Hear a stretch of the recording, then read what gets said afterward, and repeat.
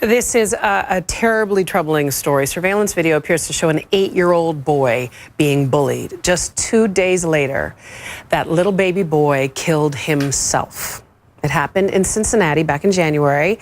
Gabrielle Taye fell to the ground after allegedly being slammed into a wall by another student. He lay there for several minutes before other students go and get help from adults. He eventually comes to, he stands up, he walks away.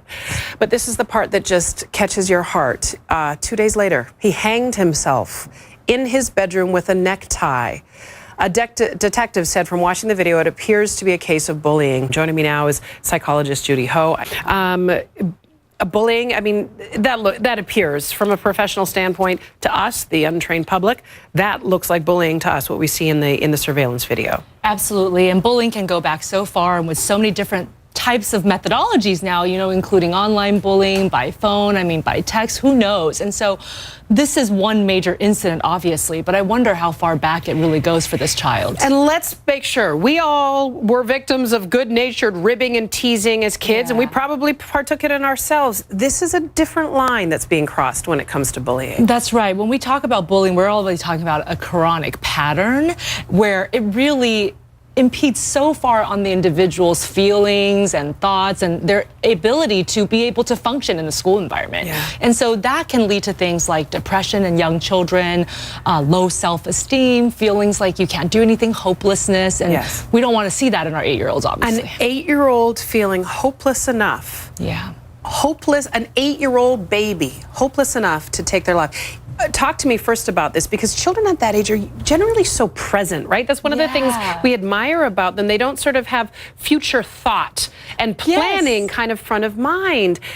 That's right. Talk to me about this scenario. This is very rare, is it not? Absolutely rare. You know, as you were mentioning, adults strive to have that mindfulness that many children have. And luckily, we do have low rates of suicide completions in this age range. So between the ages of 5 to 10, we really only see 1 out of maybe 1 million a year of cases like this. However, there is an increase in certain subsections and subpopulations. So for example, African-American children, we do see an increase in the last 10 years. So even though it still sounds small, it's 2.5 out of 1 million. It's really significantly increasing. And I think partially it's because we're not accounting for the people who are actually attempting, but luckily not successful and complete. Is part of the trouble that we don't want to believe that this precious little baby without his front teeth, he wouldn't know and wouldn't know to do that and wouldn't be capable of it? Is that part of the problem? I think it's part of the problem because these 8-year-olds, you know, we don't really think of them as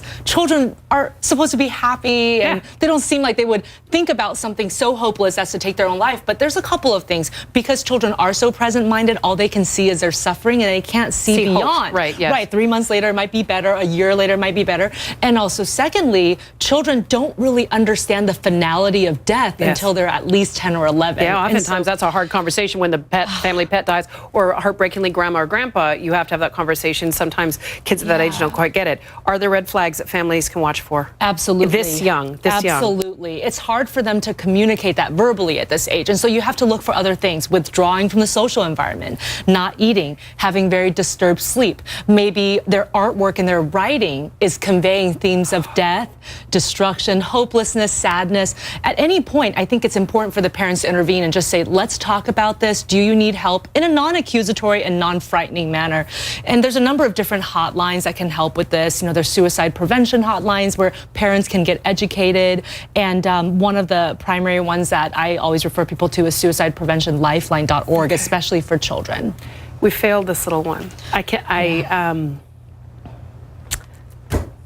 can't even talk about it. It's just, we failed him. We're going to take a short break. Judy Ho, thank you so much. I have to collect myself because that's so upsetting. We'll be right back.